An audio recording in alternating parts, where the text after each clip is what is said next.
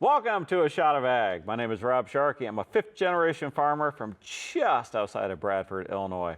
You ever go to those nurseries and you see like all the wonderful plants and all the wonderful trees and you just want to buy them all? Well, today we're going to talk with Amy Lister. How you doing, Amy? Hey, it's a pretty good day to be here. Thanks for inviting me. You're a horticulturist. That's right, mouthful. It is. I should put you on the spot and see if you could spell it. I can. You work at Harris Nursery? I do. It's my 5th season there. Really? Yeah. There's a lot to learn, and the older I get, the more the plant names have a hard time sticking, but it's a great place, great environment to be with other people. I thought you know them all, but you're saying you're starting to... Well, you have to know the Latin name. You have to know the common name. Actually. And then you have to know the name that people call things by just because their grandma called them that. So we do a lot of Googling. Oh, can you think of an out. example of that? So a couple weeks ago, somebody said, I need a tulip tree. Okay. Okay. So there is a tulip tree, which is Liriodendron, but Of course. they call magnolias, because they have those pink cupped flowers. Okay. They call those tulip trees, but they're really shrubs. So it took us a while, but we figured it out. Do you, at that point, do you just look at the customer and say, you're an idiot? We can't do that. You But we can. have to walk and talk and keep going, and sometimes we don't always make it to that point. But Okay. yeah. Some people would wonder, and by some people I mean nobody, they might wonder how you get to be a guest on this show. And would you suggest if someone's picking up a tree that has a show on PBS, say, hey, I see you have a show, and then all of a sudden you're a guest? Here we are, so be careful what you say. It's the magic of TV, folks. We're here to share.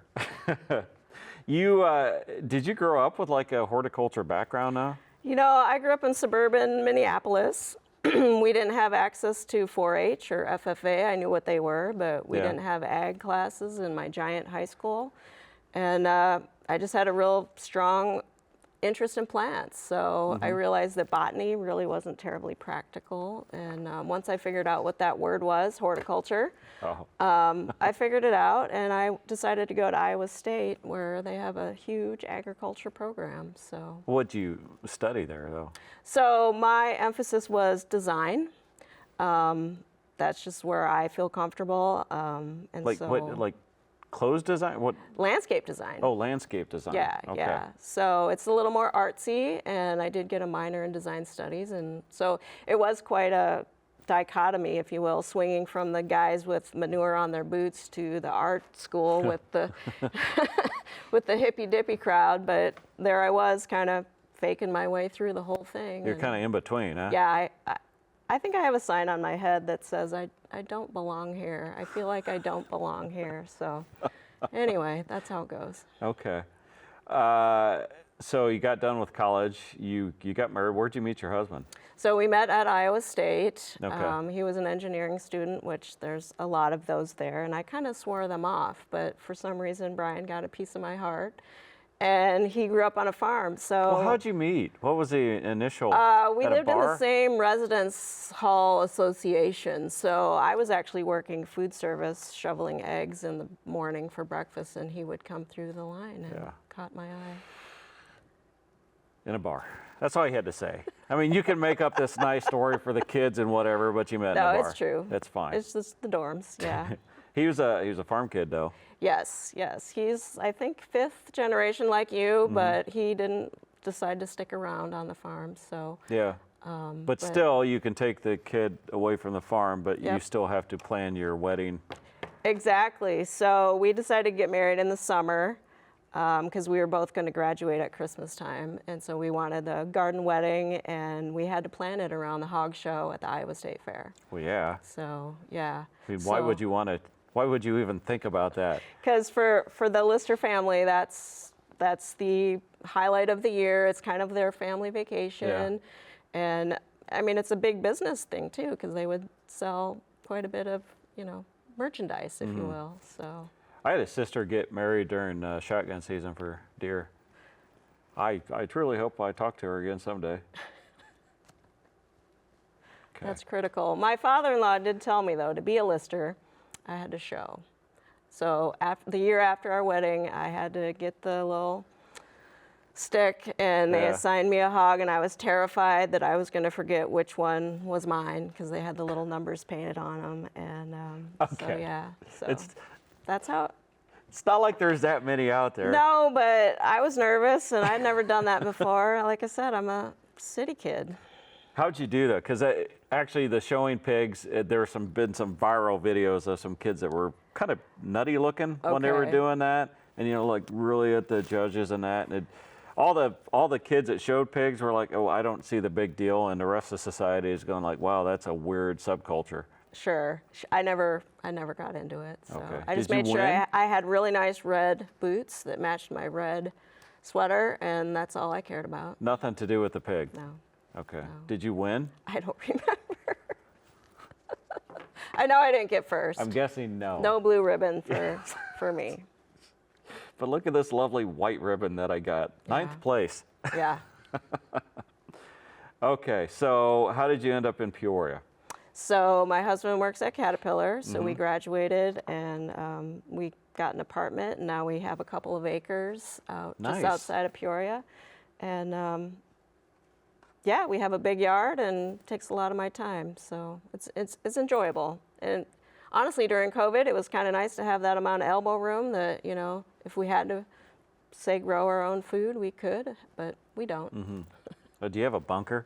No. You seem like the type of person who would bury a school bus in your backyard. Yeah, it's crossed my mind, but Yeah. no, I'm not willing to do that. Wink, wink. In other words, don't show up at my house when it Yeah. all hits the fan. 2 kids. Yes. One's a Marine sniper, huh? Yes. That's what every mother wants to hear is, Mom, I'm joining the Marines. And so that's a little bit why I brought Sue today.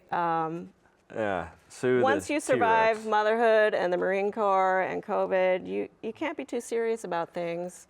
And Sue has just been that, don't get too stressed out about stuff. Yeah. My wife, who lines the guest up, will go, hey, maybe bring something on the desk that could represent something you want to talk about, something maybe about you. And you brought a miniature Tyrannosaurus Rex. Yes, yeah.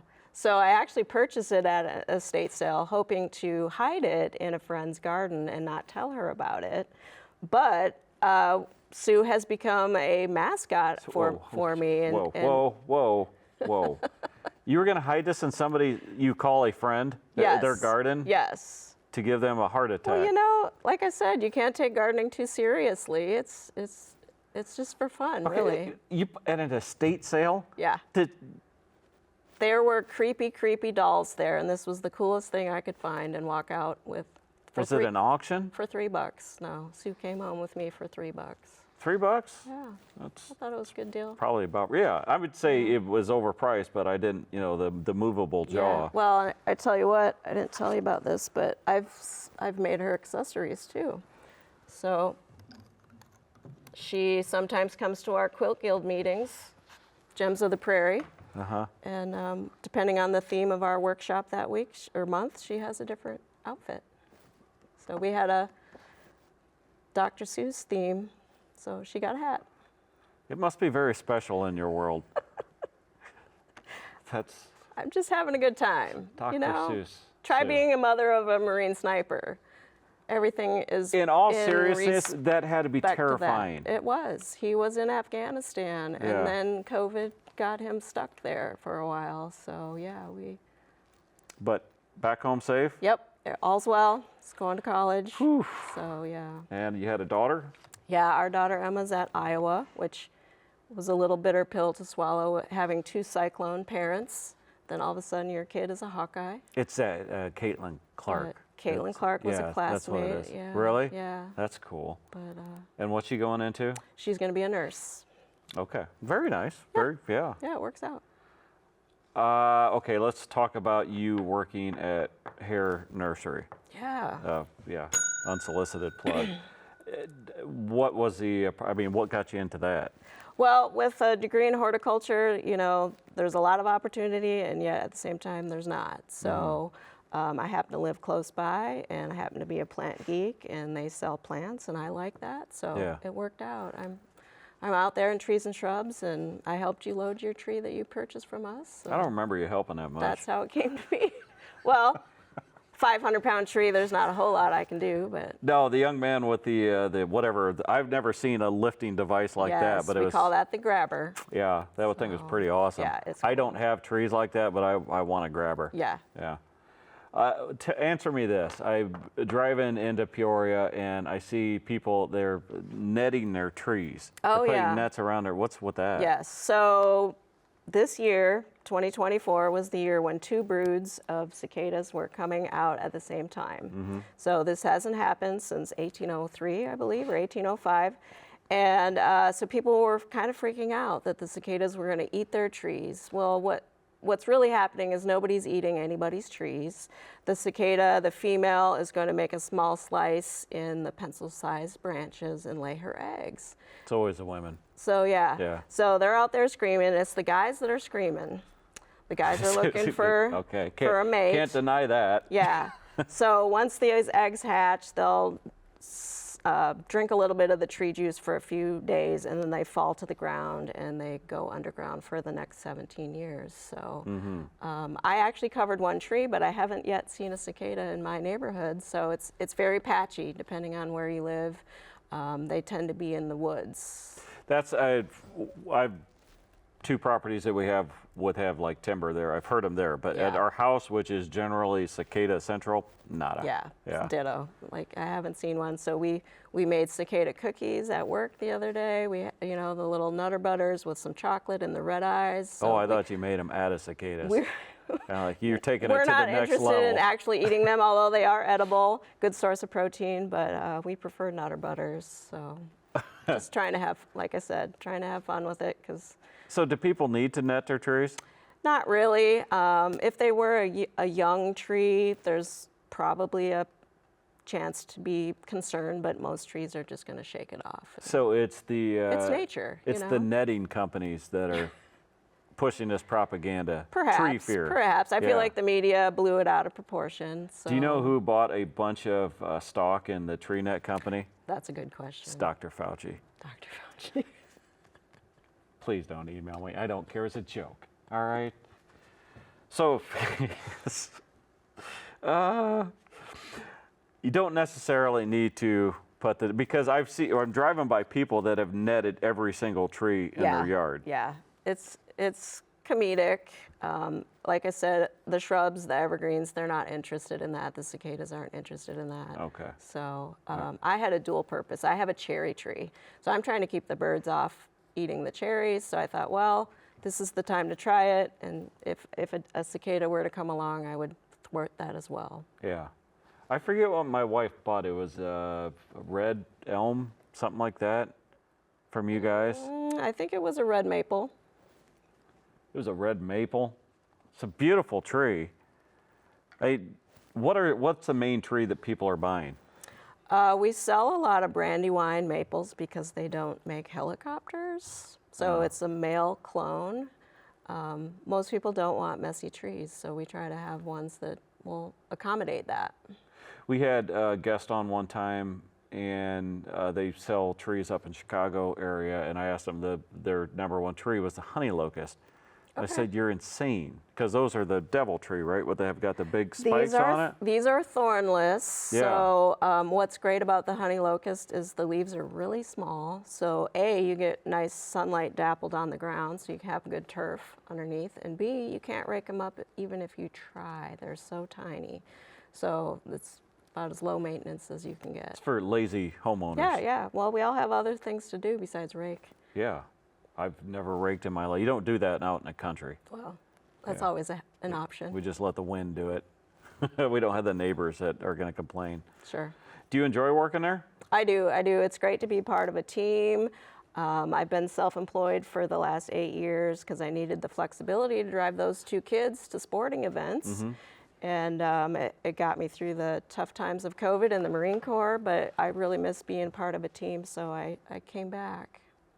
You said you were self-employed for 8 years as a gardener. As a gardener, yes. I would go to that person's house, so I had a Monday lady and a Tuesday lady, and I would just work with them or for them for 2 to 3 hours every week. So you would do the gardening? I would, yeah. I wish I would have known. That's why we stopped putting in a garden. Well, I did landscape like ornamental stuff. I wasn't doing anybody's vegetables, but yeah, I can do that. But everything has a price, right? You bet. Yeah. Yeah. I will do a garden again when everything is Roundup ready. They kind of You frown mean like on it. tomatoes? Yeah, and the hippies peppers frown on and- that though, but Well, yeah. we got Roundup Ready sweet corn now. So Okay. we putting sweet corn in again, but I that's tell you what, as a city kid, I thought all those fields were sweet corn. I forget the percentage, but yeah, most people I had do. no idea what field corn was. Yeah. I didn't know what a disc was when I was in my first soil class at Iowa State. I didn't know what a harrow was. So it's been a learning curve. How did you keep up with all that? Well, it helped to have my roommate and my boyfriend at the time, being from a farm. I would ask them the stupid questions because I had to start somewhere. Uh-huh. Yeah, we didn't have Google either, so. You're kind of a plant geek then. Nerd. You said geek, but nerd's more of To me, they're synonymous, so I don't know what you think. But You're the one that put a hat on a plastic I dinosaur. I know. Just because I can. What about plants that you love so much? Well, currently I'm getting into hostas. Yeah, you can split those. They serve no purpose other than to look cute. Yeah, but they and- can grow in like the shade, right? Right, Yeah. right. So I installed a new garden of that at my house, even though I have too many other gardens to take care of properly. Can you but eat a hosta? You can. It's expensive though. Why? Hostas cost a lot, so I wouldn't actually eat one. We've got a farm that's got so many hostas on it, like somebody planted years ago, and we keep saying, oh, we should split these or whatever. We never do. But you can eat them. I'm gonna eat them. You try. Can you put like some ranch dressing I'm guessing, on her? you know, a cheese sauce would go really nice.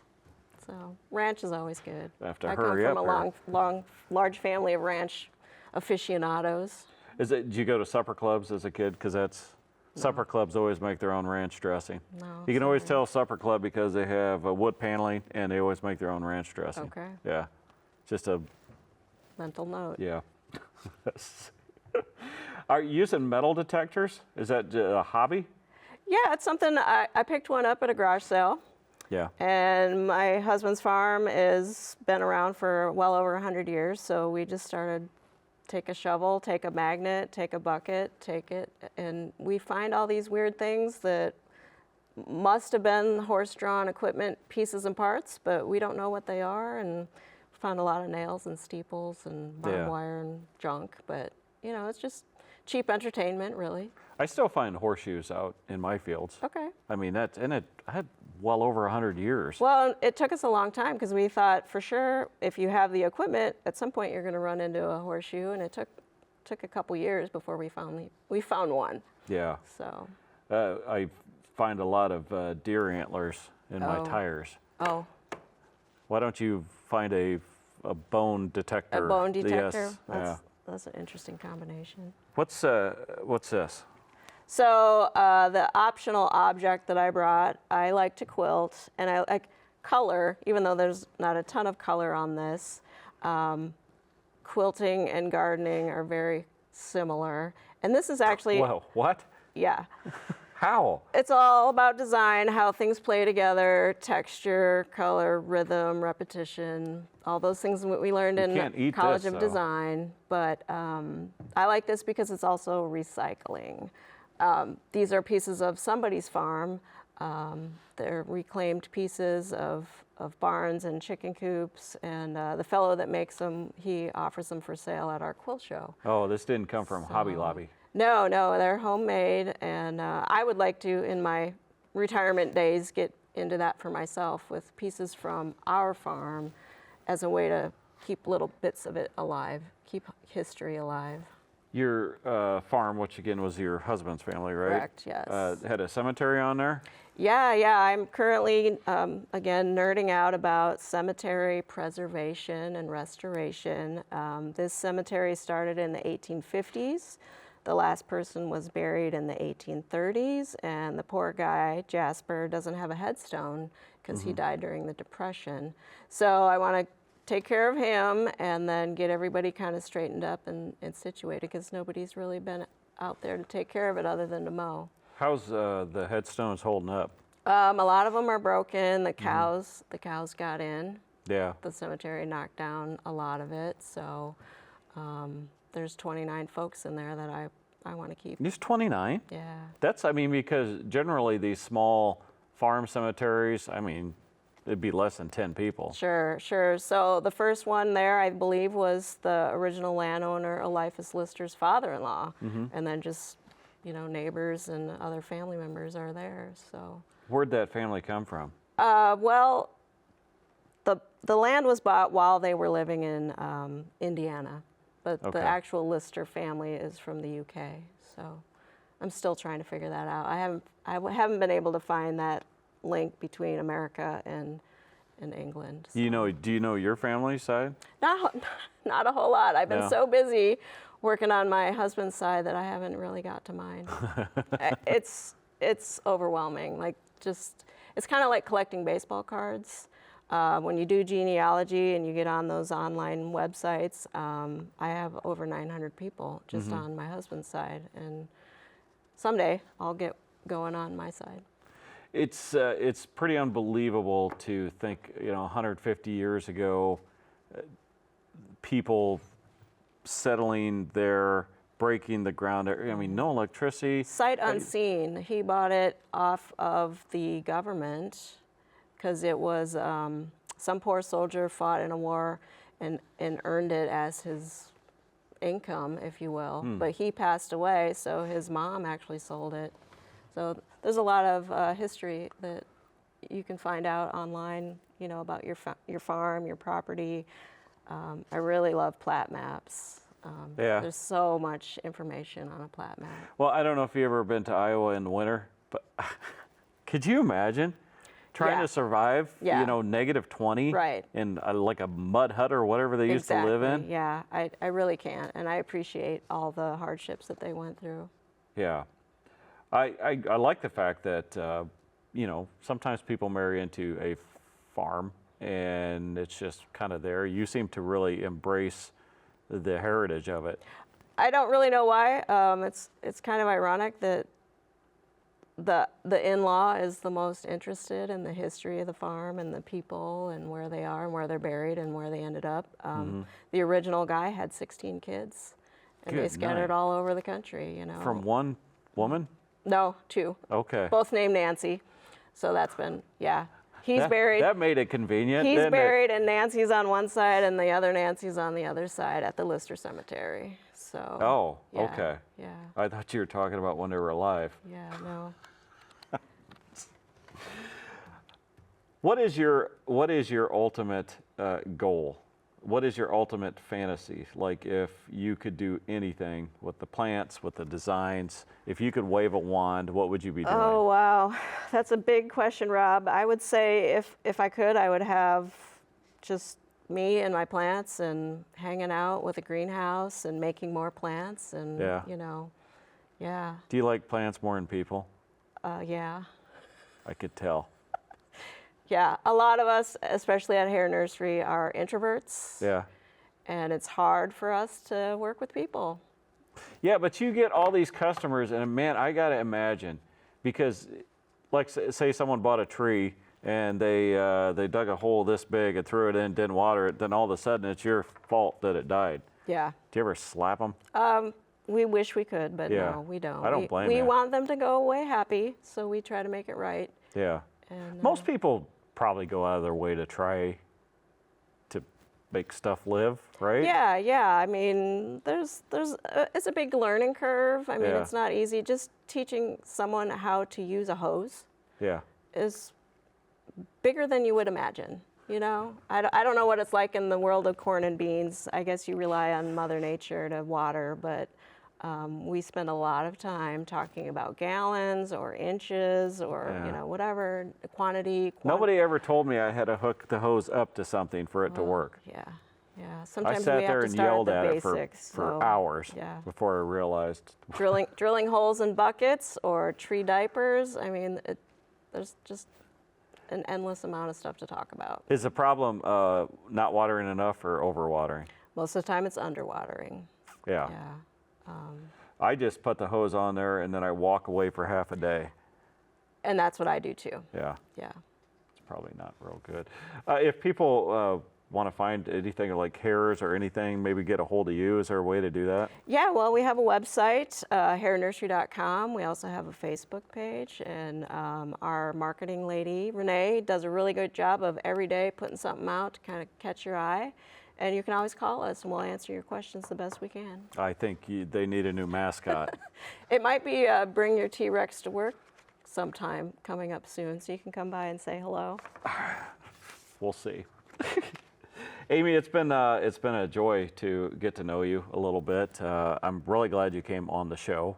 I love when people are passionate about stuff. Well, even if- I don't know if it's agriculture or corn and beans. I know your show is Shot of Ag, but ag is kind of a big entity. We're and- just all and we're one- just one little slice of that big all pie. one big family. So, Amy Lister, thank you you. very much. Everybody else, we'll catch you next time.